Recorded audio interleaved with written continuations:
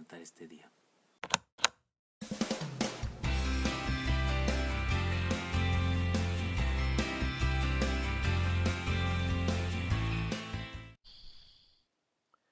Dios les bendiga, soy el pastor Gilberto Gutiérrez de la Iglesia Bautista Historia de México DF. Me da mucho gusto saludarlos en este domingo 19 de marzo 2017. Es la cuarta parte del Salmo 40, la última. La esperanza y sus frutos. Alabanza por la liberación divina al músico principal, Salmo de David. Este salmo inicia diciendo: pacientemente esperé a Jehová y se inclinó a mí y oyó mi clamor. Después nos dice las muchas bendiciones que trae a nuestra vida tener la esperanza puesta en Dios. Sigamos ahora con los demás versículos y encontraremos la hermosa enseñanza que tiene para nosotros. Una enseñanza más de este día. La esperanza nos da conciencia de pecado y nos hace humildes. Les leo el pasaje. Jehová, es versículo 11, Salmo 40, versículo 11 y siguientes. Jehová, no retengas de mí tus misericordias. Tu misericordia y tu verdad me guarden siempre, porque me han rodeado males sin número. Me han alcanzado mis maldades y no puedo levantar la vista. Se han aumentado más que los cabellos de mi cabeza y mi corazón me falla. Lo primero que pide es misericordia, 2 veces lo dice. Hemos explicado la misericordia diciendo que es lo contrario que la gracia, porque la gracia es cuando Dios nos da lo que no merecemos y misericordia es cuando Dios no nos da lo que sí merecemos. Merecemos ir al infierno, por ejemplo, pero Dios no nos da el infierno por su misericordia, si creemos en Él, por supuesto. El concepto misericordia es muy intenso.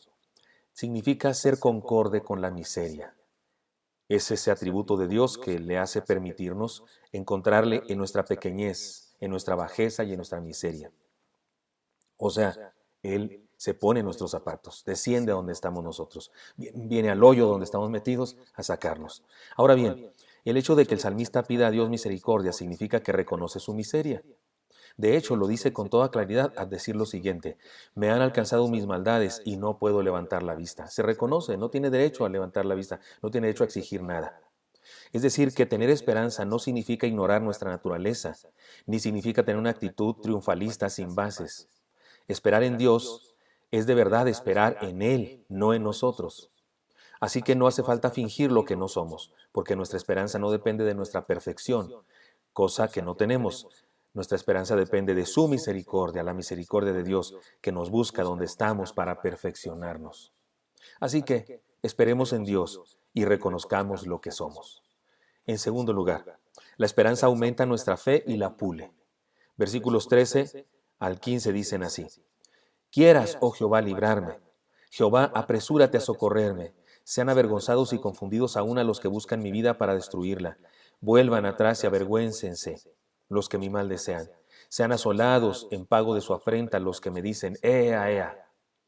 Sentirnos perseguidos, como al parecer se siente el salmista, puede desalentarnos, deprimirnos y hacernos decaer. Sin embargo, David, el autor de este salmo, sigue creyendo en la oportuna intervención de Dios y por esta razón no deja de pedir. Su solicitud es clara, dice: quieras, oh Jehová, librarme. Jehová, apresúrate a socorrerme. Como si dijera: Dios, no tardes en intervenir, por favor. En segundo lugar, dice: sean avergonzados y confundidos aún a los que buscan mi vida para destruirla. Vuelvan atrás y avergüéncense los que mi mal desean. Sean asolados en pago de su afrenta los que me dicen: ea, ea, o sea, los que se burlan. ¿Qué está pidiendo David? Que a los que buscan su mal les vaya como en feria. Eso es lo que está pidiendo en resumen.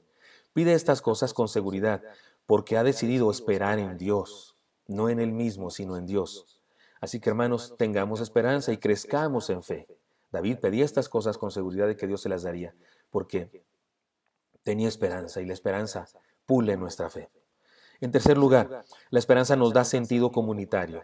Mire cómo dice el versículo 16: gócense y alégrense en ti todos los que te buscan, y digan siempre los que aman tu salvación: Jehová sea enaltecido. Ahora llegamos al asunto comunitario. Tener esperanza nos une al cuerpo de Cristo, que es la iglesia. Tener esperanza no es un asunto de solitarios, sino de solidarios. La esperanza en Dios nos une a todos los que hemos decidido descansar en Él y seguirle con fe. Por eso Dios instituyó su iglesia. Por eso hay un pueblo, el pueblo de Dios, que une a todos aquellos que creemos en Él y tenemos esperanza. Y es correcto, es importante, es útil formar parte de Él. Tengamos esperanza y unámonos a la comunidad de fe. Y una enseñanza más: la esperanza nos hace fuertes. Es decir, nos hace maduros, mejores cristianos. El versículo final dice así: aunque afligido yo y necesitado, Jehová pensará en mí, mi ayuda y mi libertador eres tú. Dios mío, no te tardes. Aquí podemos notar que el salmista sigue afligido. Aún no ha recibido la respuesta de Dios. Recordemos que aunque nosotros hemos estudiado este salmo durante varios días, él, quien lo escribió y lo oró, lo cantó en unos cuantos minutos. Si lo leemos así de corrido, ni un minuto tal vez podemos durar. Y él lo dijo así de rápido. Sin embargo, no está desesperanzado, no está derrotado. Él sigue experimentando la misma situación que experimentaba cuando inició a cantar este salmo, pero ahora está de pie y confía en la victoria que Dios tiene para él. Leamos una vez más esta palabra final. Aunque afligido yo y necesitado, Jehová pensará en mí, mi ayuda y mi libertador eres tú. No hay duda, tiene una gran esperanza, aunque termina diciendo, Dios mío, no te tardes, porque sigue en dolor, sigue en sufrimiento. Su confianza en Dios es absoluta. Podemos decir que no es el mismo que inició el Salmo. Al encontrarse con Dios se le permitió crecer, madurar, ser mejor. Eso es lo que pasa cuando hablamos con Dios, crecemos. Eso es lo que pasa cuando tenemos esperanza en Dios, maduramos, crecemos, somos transformados. David, cuando era un pequeño, unos 15, 17 años, era el hijo menor de su familia, de Isaí. Era tan pequeño que cuando Samuel fue a buscar a la casa de su padre al nuevo rey, porque Dios le dijo a Samuel que en esa casa estaba el nuevo rey, su padre presentó a todos sus hijos, menos a él, menos a David. Nadie, nadie, ni su papá, podían pensar que aquel chamaquito pudiera hacer algo grande. Su pueblo estaba en guerra y su papá lo mandó con la comida de sus hermanos y un poco para el general, para que tratara bien a sus hermanos. Y cuando David llegó al campo de batalla, se enteró de una cosa. Un enorme soldado filisteo, de casi 3 metros de estatura, tenía al ejército israelí amedrentado desde hacía 40 días. Ofrecía una guerra de un solo hombre por bando, pero de parte del pueblo de Dios nadie se ofrecía a pelear. A David no le preocupó la oferta del rey. El rey Saúl dijo que iba a dar la mano de su hija y grandes riquezas a quien enfrentara a Goliat. David no le importó eso. Lo que le importaba, pese a su juventud, era que no existiera alguien que se atreviera a enfrentar a aquel pecador. En medio de las críticas de sus hermanos, que lo acusaban de estar ahí por morbo, decidió hacer algo. Habló con el rey Saúl, y aunque incrédulo el rey Saúl, David escuchó a David decirle, yo iré a pelear con él.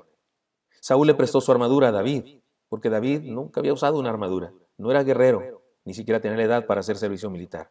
Pero la armadura de Saúl no le quedó. No podía ni siquiera caminar con ella. Se la quitó y le dijo a Saúl, no puedo enfrentarlo con esta armadura. Me hará pedazos. Lo enfrentaré con lo que tengo, con lo que yo sé hacer, con lo que siempre traigo conmigo. Mi honda, mi morral de pastor y mi cayado. Tomó 5 piedras lisas del río y corrió al campo de batalla. Goliat el filisteo lo maldijo por sus dioses, se burló de él cuando lo vio que era un chamaco. Y la respuesta de David es impresionante, se las leo. Entonces dijo David al filisteo, tú vienes a mí con espada y lanza y jabalina, mas yo vengo a ti en el nombre de Jehová de los ejércitos, el Dios de los escuadrones de Israel, a quien tú has provocado. Eso está en 1 Samuel 17:45. En primer lugar, David sabía quién era, tenía identidad. Por eso preguntó, ¿quién es este filisteo incircunciso? O sea, ¿este quién es? Yo soy hijo de Dios, pero ¿este quién es? En segundo lugar, tenía esperanza. Es decir, sabía que no luchaba por sí mismo, sino que Dios pelearía por él. Ni se creía perfecto, ni pretendía ser un gran guerrero, ni presumía ser muy fuerte. Sencillamente hizo lo que después escribiría en este salmo que hemos leído y que él mismo compuso. Esperaba en Dios. Esa es la clave. Tuvo esperanza. Como vimos en el salmo, esa no fue la única vez que enfrentó gigantes. Lo hizo durante toda su vida. Nosotros también enfrentamos gigantes en nuestra vida y debemos enfrentarlos de la misma manera. Tengamos esperanza. Es decir, esperemos en Dios y que Él nos ayude. Confiemos en Él. La esperanza nos hace humildes, pule nuestra fe y nos une a su iglesia para seguir batallando y triunfando en el nombre del Señor. Espero que esto sea útil para usted y me encantaría encontrarme el día de mañana. Dios le bendiga. Hasta pronto.